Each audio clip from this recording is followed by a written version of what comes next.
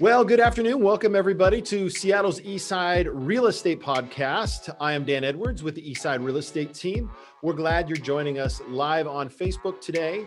And you can obviously subscribe. You subscribe to our podcast anywhere podcasts can be found, both on Apple and Google, as well as I think we're also on Spotify. You can find us there, but also too, you can find us on YouTube. Google the Eastside Real Estate team at YouTube, subscribe there. And then finally on our website, the eastsiderealestateteam.com, you can find past episodes there as well.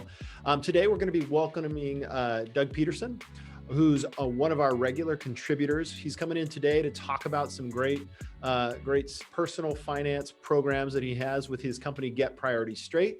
But before we talk to Doug, let's get to some real talk.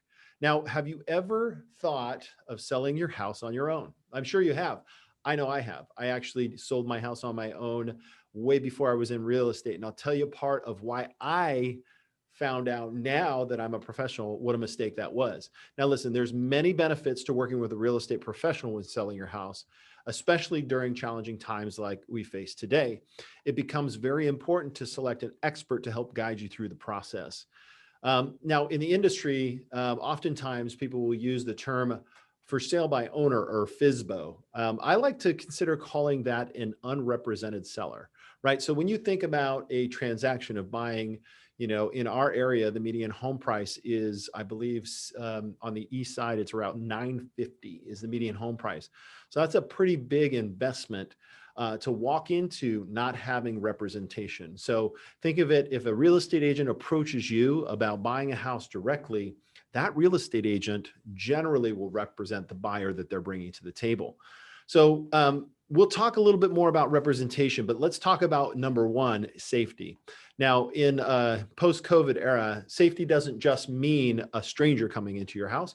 It means maintaining the health and safety of your family.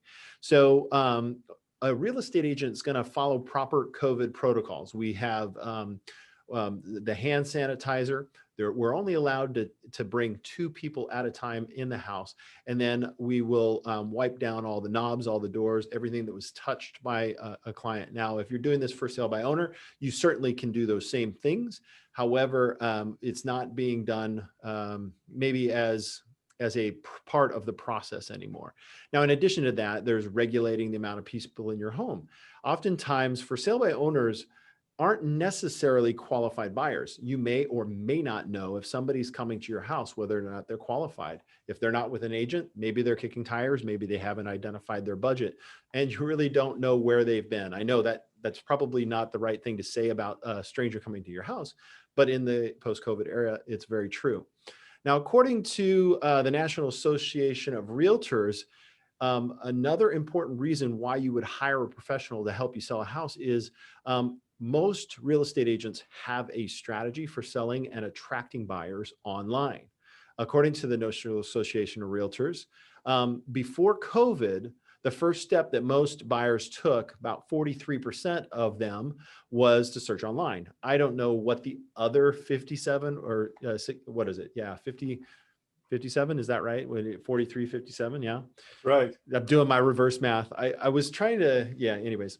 I don't know what the other 47%'s first step is. Maybe they're actually doing the right thing and talking to their financial planner. That might be a good thing to do first too. But throughout that process though, and since COVID, about 97%, again, I don't know what the other 3% is, but I did talk to a wonderful lady today who doesn't have email or the internet. I think we should hear crickets now, but I don't hear them. That was pretty cool though. I said, good on you. I'm glad you're enjoying life. You probably don't know what you don't need to know and probably much happier for it. So in addition to, having a safety protocol, in addition to having a great marketing plan that utilizes what we do as sellers agents representing the seller, 3D tours, video tours, detailed descriptions of neighborhoods, drone video, drone shots, all kinds of lasers, probably not lasers, but if we could use lasers, we would use lasers.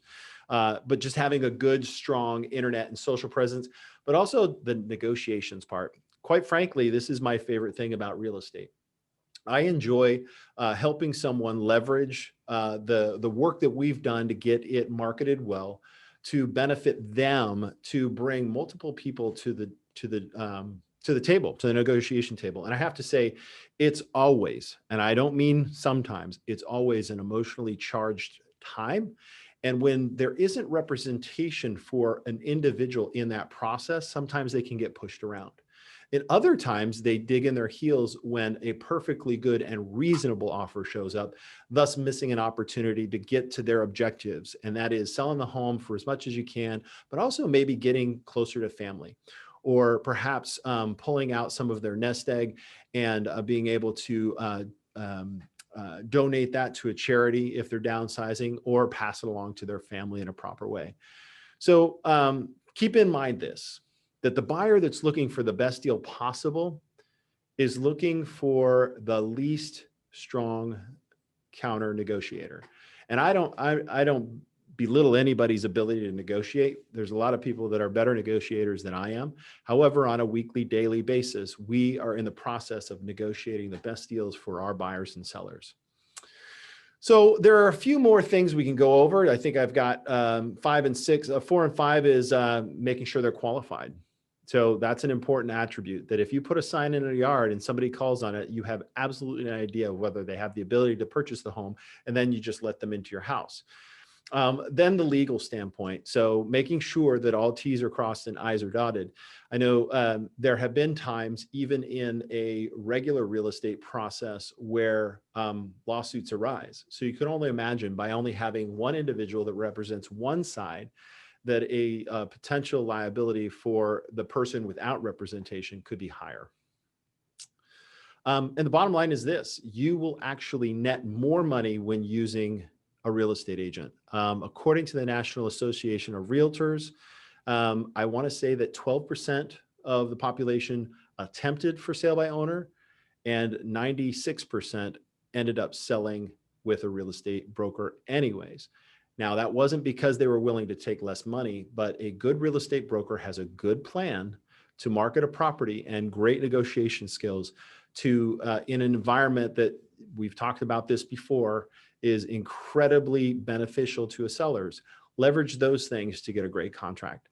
So if you're considering selling what we call FSBO, or for sale by owner, or as an unrepresented seller, as I like to say, I'd love to chat with you about the exact differences and what we can do specifically for you. Bottom line, it leaves you up to liability, makes you do a whole lot of work, and the gains just aren't there. So give us a call, the Eastside Real Estate Team.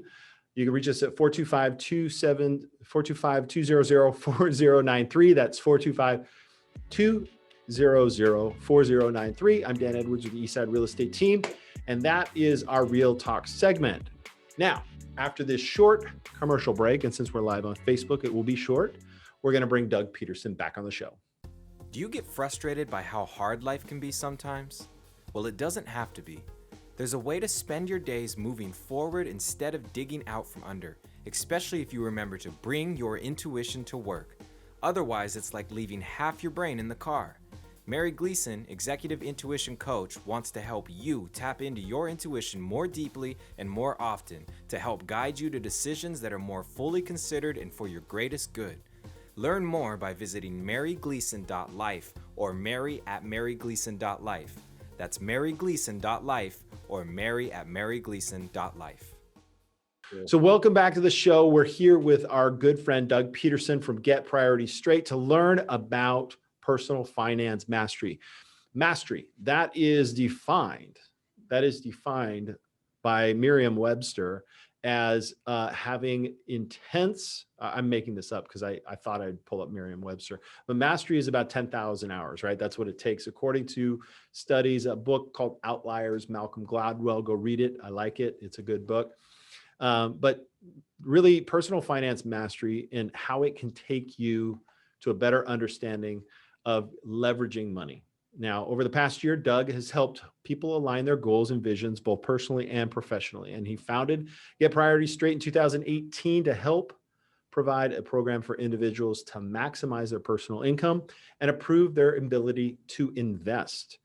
Having founded and run 8 businesses in his career, Doug has perfected a system that works regardless of industry, marital status, or income. He's currently working with Amazon managers, wealth managers, real estate professionals, attorneys, technology professionals, and dog walkers. I just made that one up. Yeah. Do you have any dog walkers on the client list? No Okay. dog walkers. No dog walkers. But if you are a dog walker and you're earning money doing it, Doug can help you. Thanks for joining us today, Doug. Thanks. Great to be here. All right. So just a recap for somebody first watching this show, what does GPS do? So Get Priorities Straight is really focused on helping people get financial integrity, getting their money doing what they want it to do for them. It's helping them become proactive instead of reactive, deciding where they want their money to go before they spend it. Also, we help create very creative spending and savings plans. And the net result is financial peace of mind. So what is financial mastery? I tried defining it by Merriam-Webster, but what do you say it is? It's funny, a lot of people struggle and have stress around managing their personal finances. And it's a game.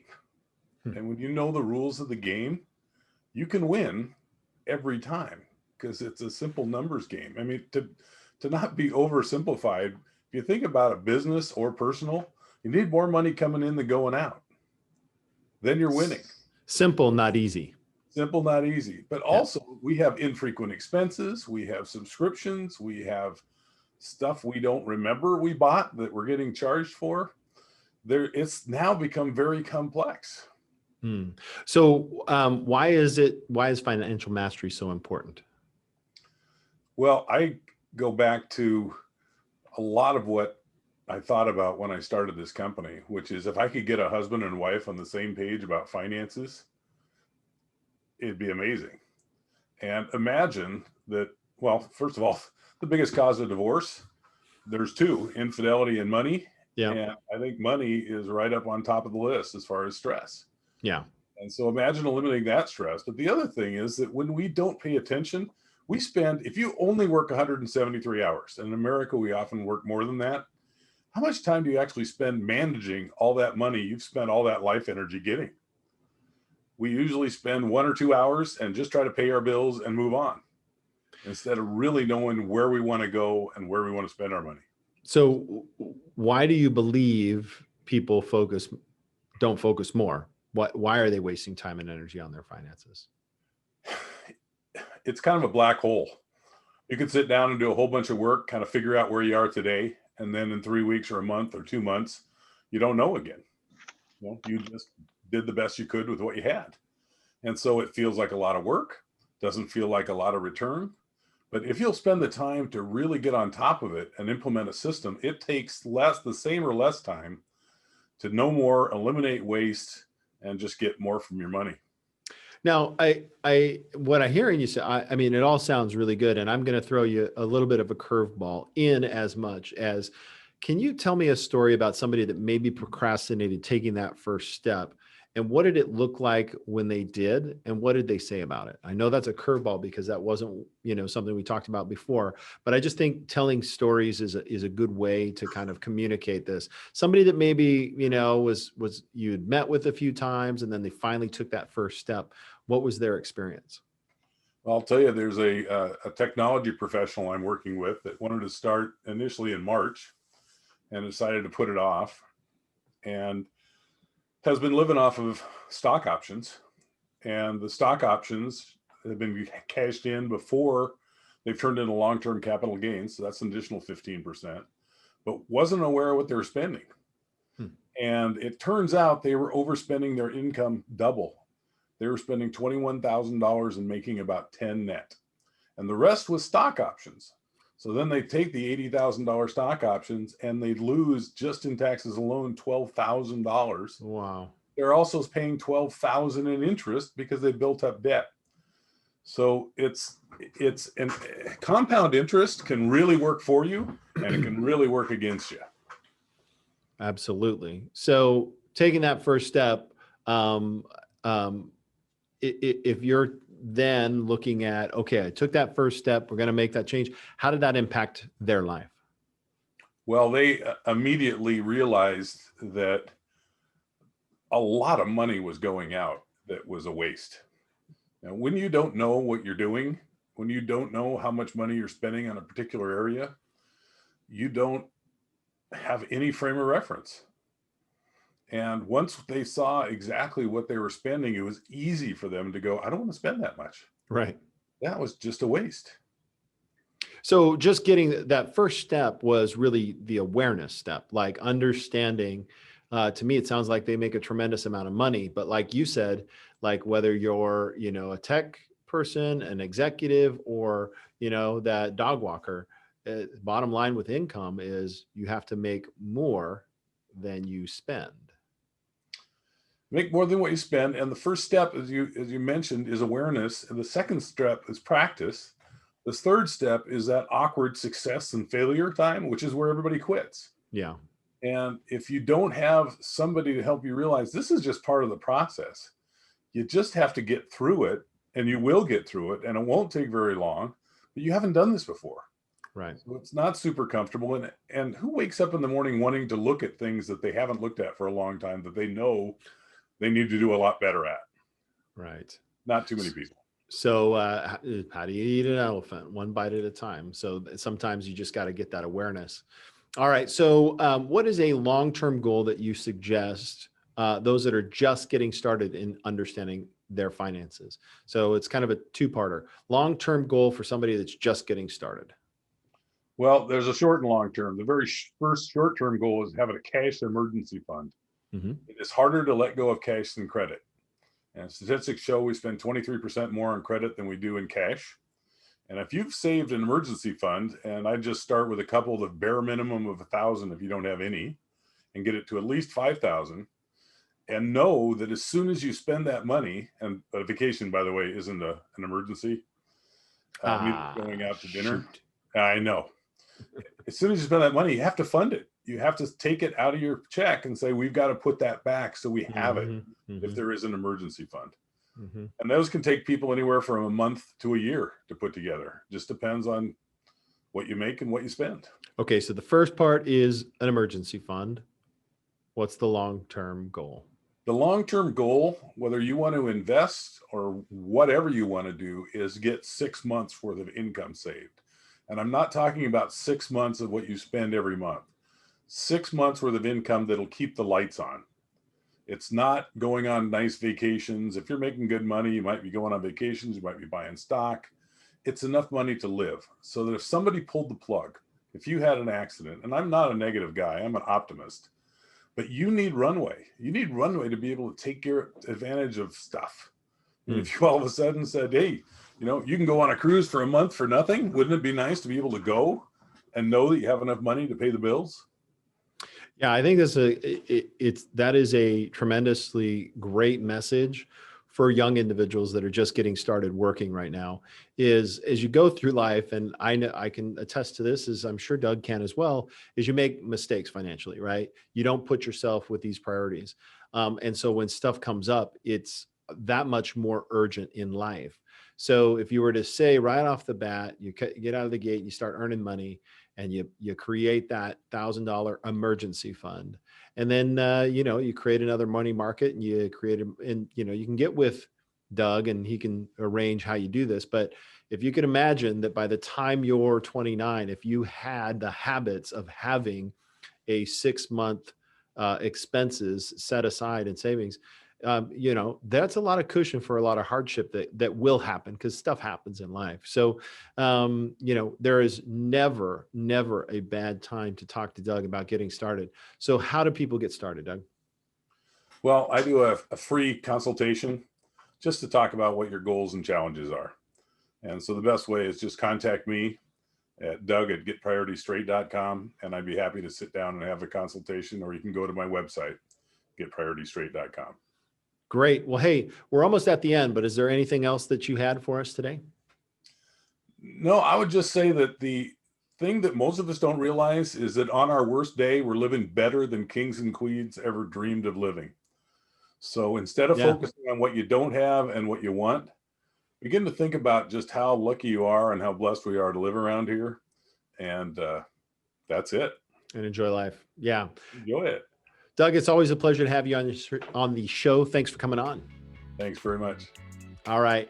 Up next, we have our Stump the Broker segment. Erica Mears will be joining us, our broker partner, for hopefully a challenging question. So right after this short break. Every business benefits from high-quality videos that greet their website visitors and immediately establish a connection on social media. While pictures and text are great at giving details, a video conveys emotion and draws your audience in. Unified Cinematic Videography works with companies large and small to advance their video marketing goals. More than just a video production company, they help you discover your story and share it in a way that resonates with your audience, producing videos that create curiosity and inspire action. Mention the Eastside Real Estate team and receive $500 off the website introduction video package on our website, regularly priced at $4,000. To learn more or schedule a free strategy session, visit unifiedcinematic.com. All right. Welcome to the show, Erica. How are you doing today? You are muted, so you might want to unmute yourself. That's because your break was too short. Well, welcome back from our short break. So what do you got for a stump? Today is a seller's question. All righty. Mm-hmm. So a seller's is the house is on the market, and he's worried about finding a home until he closed the deal. What would you advise to do? What would the best thing to do in case they didn't find a home until the closing date? Okay, so what I'm hearing you saying is a seller who plans to buy has their home on the market, but they're concerned because if somebody buys their home, they could be homeless. Yes. And what kind of options they have. Okay, so that's a great question, and one that we are struggling with working our sellers through all the time. There are a couple of options that you have. The first option that you have is, do you have any relatives that you like, right? So to be in this marketplace of having to purchase, most sellers are going to need to sell their home in order to use the equity to buy their next home. So if you can arrange a temporary live-in situation with a relative, that allows you that ability to have money in your hand, and so that you can be in a powerful position when it comes time to negotiate on the purchase of your future home. Option number two is if you had the amount of equity in your home and the ability to tap that equity. There are a couple of different loan programs that you might want to talk with our loan specialists about. One is a home equity line of credit. The other is what's called a bridge loan. And I do not know the ins and outs of that. You'd have to talk to a mortgage professional, but that would allow you to purchase the future home by tapping the equity in the home equity line of credit basis. And then when you sell your other home, you're going to pay that off, or they're going to require that home equity line be paid off. The bridge loan, I'm a little less understanding of how it works, but it works in a similar way. The interest rate is recast, but it is much more expensive. So when we talk about making financial decisions, and we have Doug on talking about doing it the right way, the bridge loan can be a more expensive option, but it's providing you with security, right? So, the first one's live with a relative. The second one is use some kind of financial tool. The third one, I would say, is another option that we can be very successful with, and that is you become a tenant in your own home. So what you do is you list the home, you get competitive offers, and as a request to those competitive offers, you let them know that you would like to spend 3 to 6 months in that home until you find and move into your next home.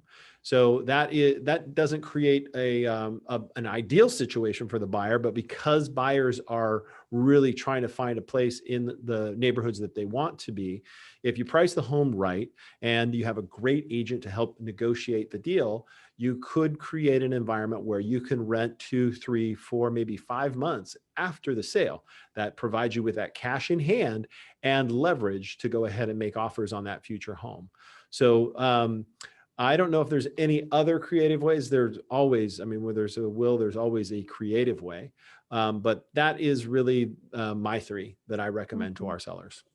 Yeah, and the renting back depends on in a hurry the buyers is can help the buyer actually negotiating, like happened last year in our deal with Don and Anna. They had some room, and then we got the house because they were able to rent back to the sellers.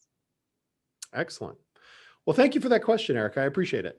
Sure. Yeah, can I borrow this bicycle? Yeah, come on over Okay. and take it for a ride. I don't know, what's the weather like outside? I'm stuck.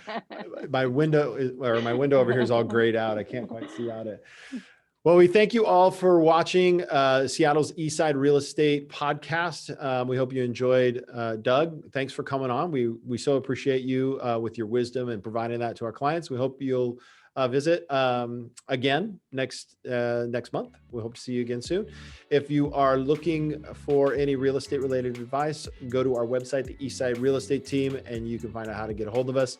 We'll see you next time. Thanks for joining us.